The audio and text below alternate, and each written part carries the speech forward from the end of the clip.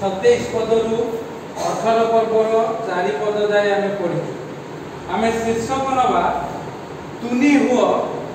ओठ बंद कर तुनी होई ओठ बंद करिवा। ए जगत रे अनेक प्रकार विषय होउची कथा वार्ता रे सब भिन्न भिन्न सब विषय होउची आरोप प्रति आरोप रे जगतर लोक माने से माने धंधला होउचंती। काली गोटे सोशल मीडिया रे देखुतली जने स्त्री लोक कहउतले जवान हे कि से एमिति हमको कथा कहउचंती आ मु देखुतली ताकर कमेंट्स गुडा को से स्त्री लोकन विरुद्ध रे बहुत कमेंट दउचंती। अर्थात कथोपकथन आलोचना जने जनकु कहबो आ जने आ जनकु कहबो आमको बाक स्वाधीनता दिया जाए आमे स्वाधीनता जो पाइछु आम देश रे आम तार भीतर सब स्वाधीनता भीतर गोटे बाक स्वाधीनता अछि कथा कहबार स्वाधीनता जे जहा कहि पारे किंतु ज्ञानी कहउचंती अज्ञान ही तुनी हेले ज्ञानवान गणित होबे पुणी से आपण अष्टबंध कले बुद्धिमान गणित होबे ताको जदि उल्टे दवा बुद्धिमान लोक माने जदि बेसी गपिबे बेसी बकर बकर हेबे बेसी कथावार्ता करिवे टिके चिंता न करके भावना न करके हठात हठात बाहर करिवे ताहले से माने अज्ञान गणित मात्र अज्ञान जो माने से माने जदि तुनी हेई गोटे विषय होची गोटे घटना घटुची काहीकि घटिला कोन पई घटिला कोन यार प्रतिकार कोन हेई पारे ए सब को धीर स्थिर भाव रे तुनी हेई चुप हेई जदि आमाने सुनिबा चिंता करिबा प्रार्थना करिबा ताहले आमाने ज्ञानवान गणित होबा आ जो उत्तरटी हम पाखरु आसीबो ता सुंदर उत्तर हो समस्तकर उत्तम विषय हो आ जे से आपण अष्टबंध कले बुद्धिमान गणित होवे बोली देखा जाउ। अष्ट जदि आमे सब बेले खोला करके जे जा कहबो ताको जे उत्तर दबा कुकुर मान को देखि जब कुकुर जदि घाव घाव को कोन हो आ जदि दि चारटा कुकुर थिबे कोन हेबे ए रडी छानिबे सब समस्त गाम गाम गाम अवस्था खराब लोक माने ताको घोड़ांती तेन करी मनीष माने जते धीर स्थिर रही अष्ट बंद करिवो से बुद्धिमान गणित हो कारण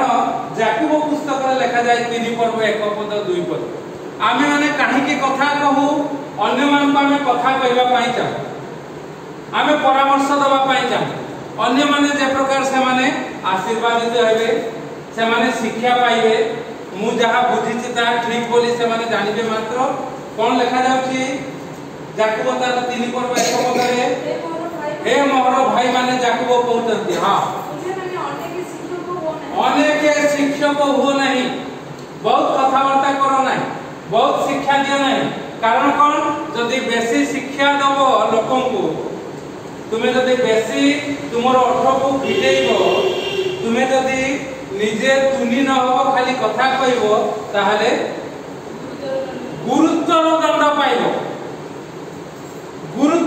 पाइबो बोली वाक्य लिखा जाय तेन करी आमाने अत्यंत सावधान हो आ 27 पद रे लिखा जाउची जे अल्प वाक्य बय करे ताहार ज्ञान थाय पुनी जहार शांत आत्मा से बुद्धिमान अल्प वाक्य बय करे किए कोन पचारिला भाभी चिंती अल्प हरे ना रे ताको तुटे दबा आ मु जते विवाद हुए विशेष करे स्वामी स्त्री मानकर नव विवाहिता स्वामी स्त्री गत थर मु सुनुथुली एकमात्र झियो को बाहा देले आ जहा जहा से माने कंडीशन करथिले सेटा को मात्र 4 मास हेची से सब एपोर्ट सपोर्ट कले आ झियोटी बहु हे जाईची ताको घर को एका हेची सासू ससुर तार स्वामी से बाहर चाकरी करती एमाने जहा कहउतंती से हजम करि पारुनी तार बापा मां को मु ताको गोटे परामर्श देली झियो को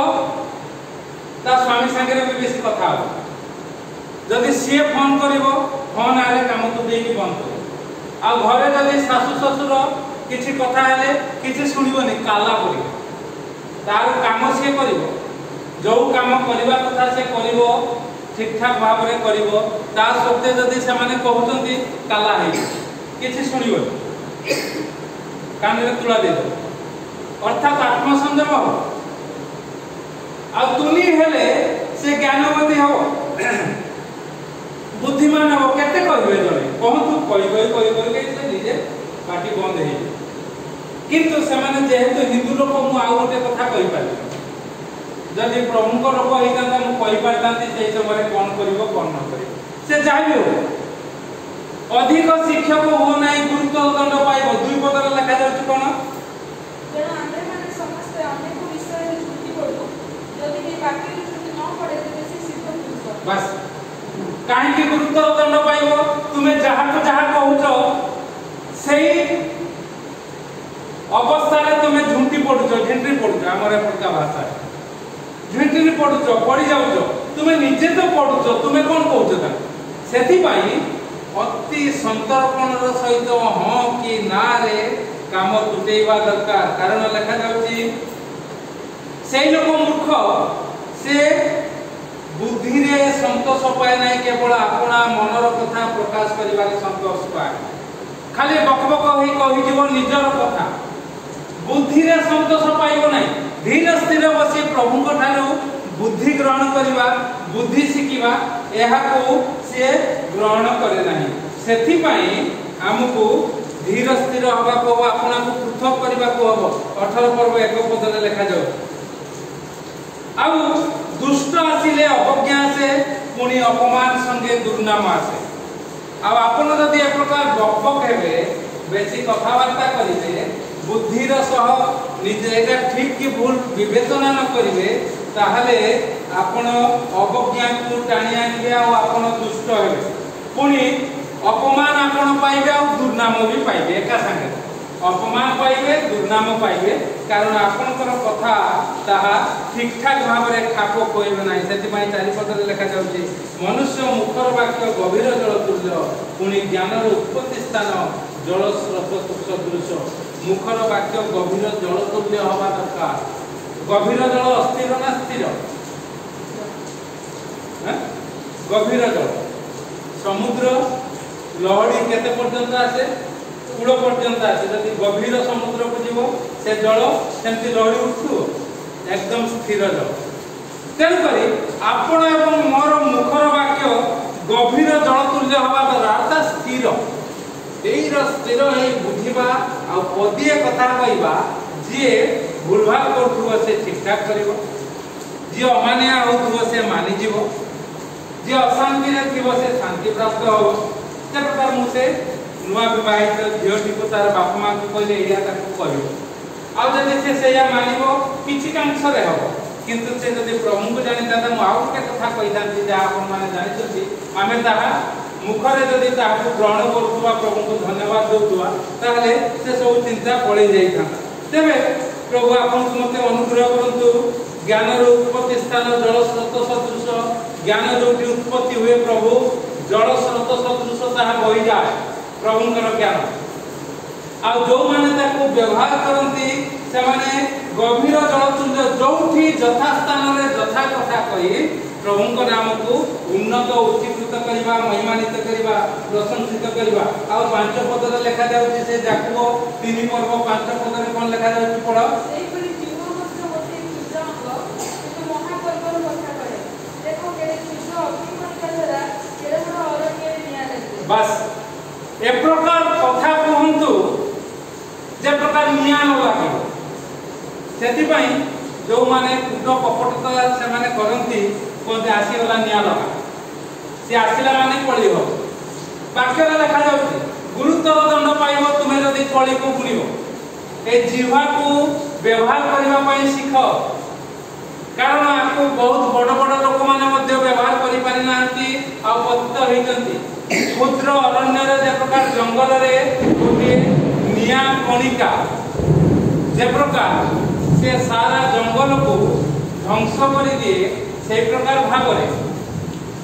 तुमर जीवार कथा जदि तुम स्थिर न होबो अस्थिर होबो जदि बहु वाक्य बय करिवो आ जदि तुनि न होबो आ जदि अष्ट बंद न करिवो ताहाले अरण्य रे निया लगेबा परी तुमे निया लगेई देबो तेणुकरी प्रभु आमको एक कथा हितोपदेश वाक्य रे एक कथा कहती तुमने कौन हो तुनि हो ओठ बंद कर आउ ज्ञान शिक्षा कर बुद्धि रे संतोष पाओ आपणा मनर कथा प्रकाश करबा पई संतोष पाओ नहीं मात्र प्रभुंकर कथा प्रकाश करबा पई संतोष पाओ। प्रभु एई चिंता रे हमको आशीर्वाद अनुग्रह करंतु। आसु आम आगे